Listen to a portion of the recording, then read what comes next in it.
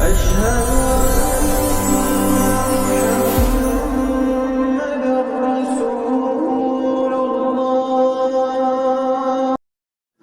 آج کی اس ویڈیو میں ہم آپ کے سامنے حضرت یوسف علیہ السلام کا واقعہ بتائیں گے اور آپ کو یہ بھی بتائیں گے کہ حضرت یوسف علیہ السلام کو جیل میں کیوں ڈالا گیا تھا۔ دوستو، جب زلیخا پورے مصر میں بدنام ہو گئی تھی، تب زلیخا نے سوچا کہ سب کا منہ بند کرنے کے لیے ایک بڑی دعوت کی جائے، سب کو بلایا جائے، پھر یوسف کو سب کے سامنے لا کر اس کے حسن کا تماشا سب کو دکھائے اور اس پردے میں اپنی مجبوری اور بے قصوری کو ظاہر کرے۔ پھر کیا تھا، دعوت کی گئی، شہر کی عزت دار بیویاں شریک ہوئی، مسند، تکیے، گدے سجے اور چہل شروع ہو گیا۔ پھر زلیخا نے ہر ایک کے ہاتھ میں چھری پھلوں کے ساتھ اسے کاٹنے کے لیے تھما دی۔ اسی بیچ زلیخا نے اس 14ویں کے چاند کو، کہ جسے دیکھنے کو سورج بھی بے قرار رہتا تھا، انہیں بلایا۔ جب یوسف علیہ السلام داخل ہوئے اور ملامت کرنے والیوں کی نظر ان پر پڑی تو انہیں زلیخا پر ہی الٹے ترس آیا اور غلطی مان لی۔ تب انہوں نے ارادہ کیا کہ پھل کاٹے۔ بے اختیار ہو کر سب نے اپنے ہاتھ کاٹ لیے، یعنی جو ان کے ہاتھ میں سیب اور چاقو پکڑائے تھے، انہوں نے سیب کی جگہ چاقو سے اپنی انگلیاں ہی کاٹ لی اور سب بے ہوش ہو کر زمین پر گر پڑی۔ سبوں نے یہ آواز ایک ساتھ نکالی، یہ تو انسان نہیں، ایک عزت دار فرشتہ ہے۔ زلیخا نے جب یہ دیکھا تو ان سے بولی، دیکھو، جس کی محبت میں تم مجھ کو ملامت کرتی تھی، وہ فتنہ یہ ہے کہ تم اپنے آپ کو سنبھال نہ سکی، حالانکہ تمہیں صرف ایک جھلک ملی تھی۔ سب نے کہا، ہم کیا کرتے، اب تو ہمیں اپنی ملامت پر شرمندگی کے علاوہ اور کچھ نہیں ہوتا ہے۔ تو سچ میں غلطی پر نہ تھی۔ زلیخا نے کہا، اب تو تم سب حقیقت جان گئی ہو اور مجھے بے بختہ سمجھ رہی ہو، اس لیے اب تمہارے لیے ضروری ہے کہ تم سب میرے حق میں دعا کرو۔ پھر وہ سب دعائیں دیتی ہوئی اپنے اپنے گھروں کو واپس چلی گئی۔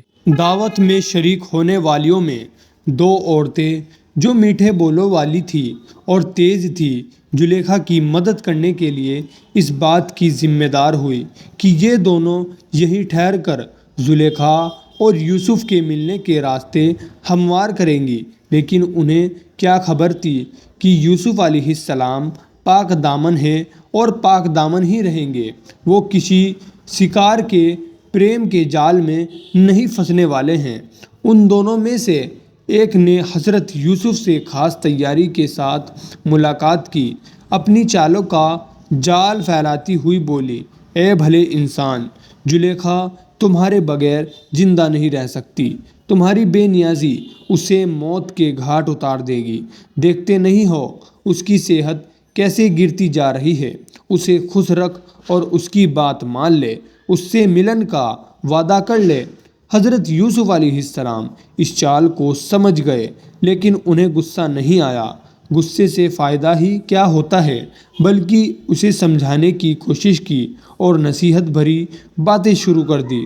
ان کی باتیں سن کر وہ عورت حیران رہ گئی، چپ چاپ وہاں سے واپس چلی گئی۔ جب اس طریقے سے بات نہ بنی تو دوسری عورت نے دھمکی بھرا راستہ اپنایا۔ اس نے کہا، یوسف دیکھو، بات مان جاؤ، اگر تم نے زلیخا کی ملن کی تجویز نہ مانی اور بہانے بناتا رہا تو بنا 1 منٹ کی دیری کیے ہوئے بس تمہیں قید خانے میں ڈلوا دے گی اور تم وہاں پریشان ہو جاؤ گے۔ لیکن حضرت یوسف علیہ السلام ان دھمکیوں میں کہاں آنے والے تھے۔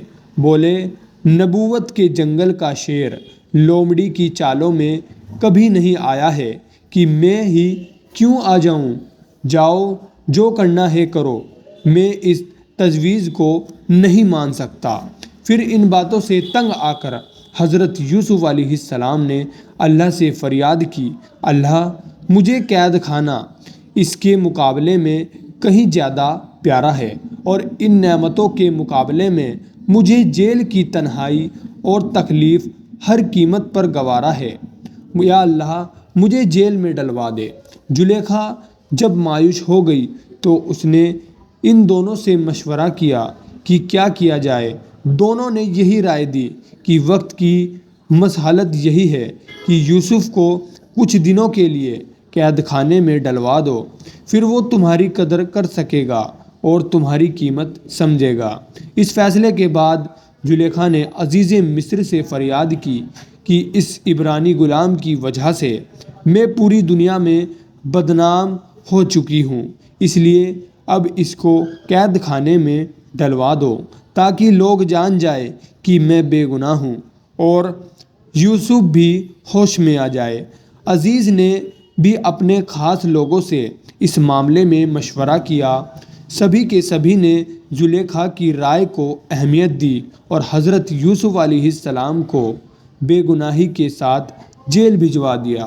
جب حضرت یوسف علیہ السلام جیل میں پہنچے تو مردہ قیدیوں کی جان میں جان آ گئی۔ زنجیروں اور ہتھکڑیوں کے ہوتے ہوئے وہ سارے خوشی سے ناچنے لگے۔ حضرت یوسف علیہ السلام کے جیل پہنچنے پر زلیخا نے داروغہ کو حکم دیا کہ انہیں مناسب جگہ رکھا جائے، ایسی جگہ جو مشک اور عنبر سے بسائی گئی ہو۔